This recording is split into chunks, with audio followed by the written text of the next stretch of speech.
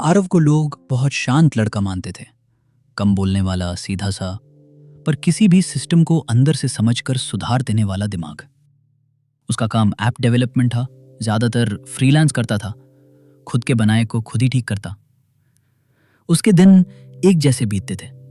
सुबह उठकर screen on करना, रात को आंखें थकी होने से पहले स्क्रीन ऑफ करना।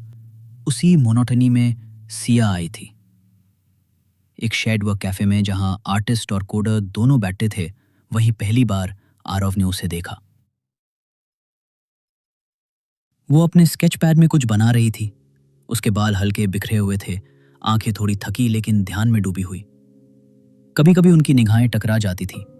कोई बात नहीं होती थी, पर कुछ अजीब सा कनेक्शन था, जैसे दोनों ने कहीं कुछ खोया हो और अब किसी अनजाने सुकून की तलाश में हो।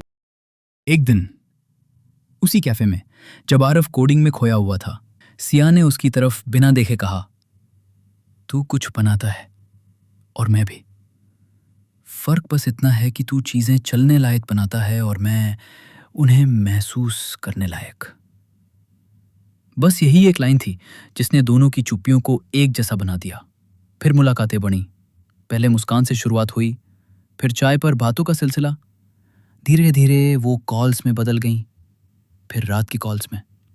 आरव, जो पहले सिर्फ अपने काम की दुनिया में जीता था, अब उसकी सुबह सिया के गुड मॉर्निंग से होती। और सिया, उसे पहली बार लगा जैसे कोई उसकी आवाज को सिर्फ सुने नहीं बल्कि समझे भी। सिया के लिए आरव सिर्फ एक इंसान नहीं था, वो एक आराम था, एक ठहराव जो उसने कभी महसूस नहीं किया था। उसका बचपन बहुत आसान नहीं था। मां का बहुत पहले ही निधन हो गया था। पिता थे, पर जैसे थे ही नहीं। उनकी खामोशी ने सिया की जिंदगी को रंग नहीं, बस परछाइयां दी थीं। और इन्हीं परछाइयों में सिया ने अपने रंग बनाए थे, कैनवस पर, स्केचबुक में और धीरे धीरे आरव की आंखों में। कुछ महीने बाद प्यार अब प्यार जैसा नहीं लगता था। वो दिन जब आरव उसकी हर बात को पढ़ लेता था, अब धीरे धीरे फोन की नोटिफिकेशंस में दबने लगे थे। सिया स्केचेस भेजती, आरव नाइस बोलकर बात बदल देता। कभी कभी घंटों बाद रिप्लाई आता।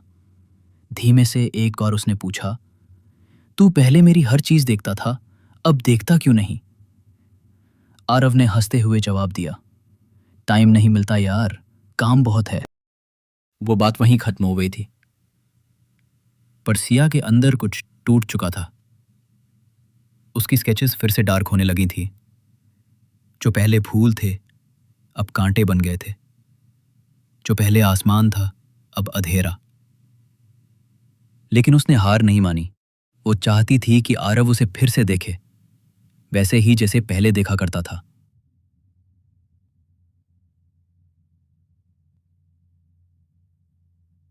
उसने अपनी पहली सोलो एग्जीबिशन की तैयारी शुरू की। हर पेंटिंग में उसने खुद को उकेरा। हर ब्रश स्ट्रोक में वो अधूरी सिसकी थी जो वो किसी से कह नहीं पाती थी। आखिरी पेंटिंग का नाम था the one who saw me, जिसने मुझे देखा था। उस पेंटिंग में एक लड़की थी, आग के बीच में खड़ी, और उसके चारों ओर लोग मुंह फेर के खड़े थे। बस एक चेहरा था जिसकी आंखें सीधे उसकी ओर थी, लेकिन वो धुंधली थी। सिया ने एग्जीबिशन के एक दिन पहले आरव को एक मैसेज किया, कल आना जरूर, एक पेंटिंग है जिसमें सिर्फ तू है। अगर नहीं आया तो शायद मैं अब और कुछ न बनाऊं। आरव ने मैसेज देखा, स्क्रीन ऑफ की और सो गया। अगले दिन वो नहीं गया। ना कोई रीजन था, ना कोई काम, बस कल देख लेंगे वाली सोची। उधर एग्जीबिशन में सिया पूरे दिन खड़ी रही।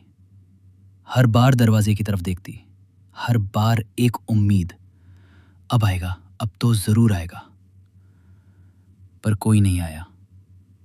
शाम ढली, लोग चले गए। वो अकेली खड़ी थी, अपनी ही पेंटिंग के सामने, the one who saw me. पर उस दिन कोई उसे देखने नहीं आया। उस रात जब एग्जीबिशन खत्म हो गई थी, सिया ने कोई कॉल नहीं किया, कोई मैसेज नहीं भेजा। बस एक खामोशी थी जो धीरे धीरे आरव के फोन में जमने लगी। पहला दिन बीता, फिर दूसरा, फिर तीसरा। आरव सोचता रहा, शायद एग्जीबिशन के बाद थक गई होगी, शायद नाराज है, ठीक हो जाएगी। पर फिर एक हफ्ते बाद सोशल मीडिया पर एक खबर आई, लोकल अपार्टमेंट में आग लगने से एक लड़की की मौत, अभी पहचान नहीं हुई है। आरव का दिल धड़कने लगा और जब एक ब्लडी सी फोटो देखी जिसमें पीछे वही पेंटिंग दिख रही थी, the one who saw me, जली हुई दीवार पर, तो उसके हाथ से फोन गिर गया। आरव ने कई दिनों तक किसी से बात नहीं की। व्हाट्सएप पे एक ही चीज दिखती रही, last seen 2 p to 48 AM। वो लाइन अब उसके लिए टाइम नहीं, एक गिल्ट की कब्र बन चुकी थी। कभी वो सिया के भेजे हुए पुराने मैसेजेस पढ़ता, कभी उसकी फोटोज में उस मुस्कान को ढूंढता जो अब कहीं नहीं थी। धीरे धीरे आरव की जिंदगी एक लूप बन गई। उठो, स्क्रीन देखो, गिल्ट फील करो, सो जाओ, बिना जवाब के। 4 महीने बाद एक रात के 2 p पे फोन वाइब्रेट करता है। Message from Siya.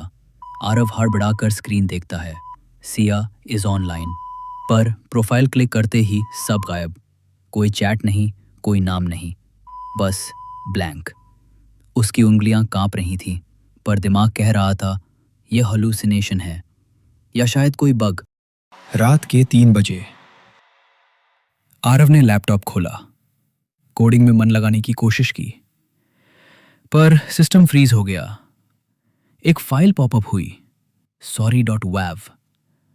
थंबनेल, वही जली हुई पेंटिंग। उसने हेजिटेंट होकर फाइल प्ले की। अगर तू उस दिन देख लेता मुझे, तो शायद मैं आज भी दिखती।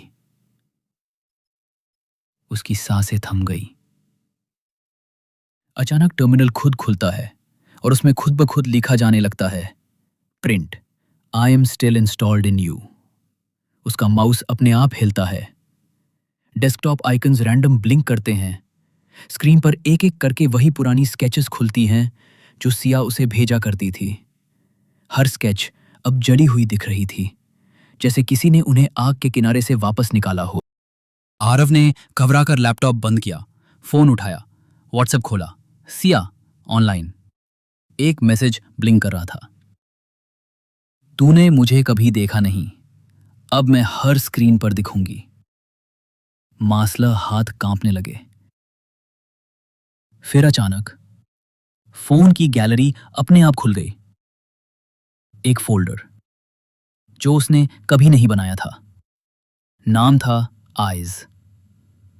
उसके अंदर दर्जनों फोटोज थीं, जिनमें वो खुद सोते हुए था, या मिरर में पीछे कोई आकृति दिख रही थी। उसने वो फोटो कभी ली ही नहीं थी। तभी मिरर के पास से कुछ गिरने की आवाज आई। वो उठा और मिरर के सामने खड़ा हुआ। कुछ देर तक सब नॉर्मल लगा। फिर उसके पीछे से किसी की फुसफुसाती आवाज आई, बहुत धीमे, कांपती सी आवाज, अब तो देख रहा है ना।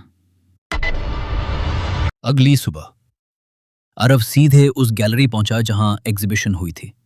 गैलरी अब बंद थी, दरवाजे पर ताला झंग खा चुका था, लेकिन अंदर अजीब सी ठंड थी।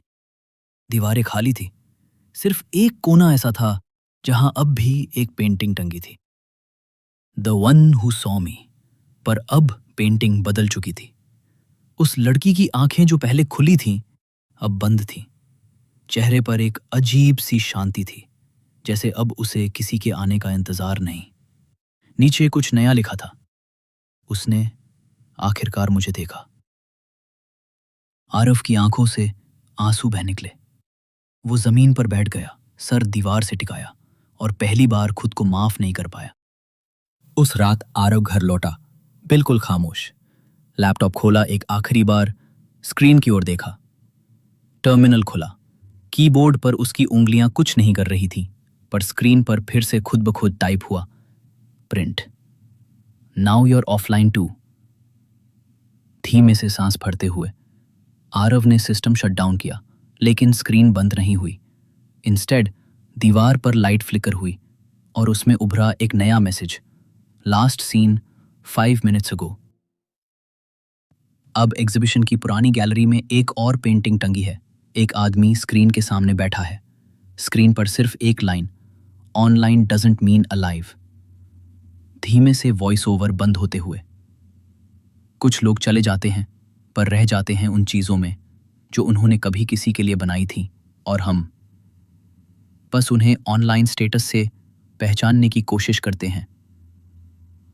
अगर हमारी ये कहानी आपके दिल को छू गई हो तो इसे एक लाइक जरूर दीजिए, अपने दोस्तों के साथ शेयर कीजिए और चैनल को सब्सक्राइब करना मत भूलिए ताकि अगली कहानी सबसे पहले आप तक पहुंचे। कमेंट में जरूर बताइएगा अगली बार आप किस तरह की कहानी सुनना चाहेंगे। इसी तरह जुड़ते रहिए हमारे साथ, हमारी कहानियों में, जहां हर इमोशन जिंदा होता है।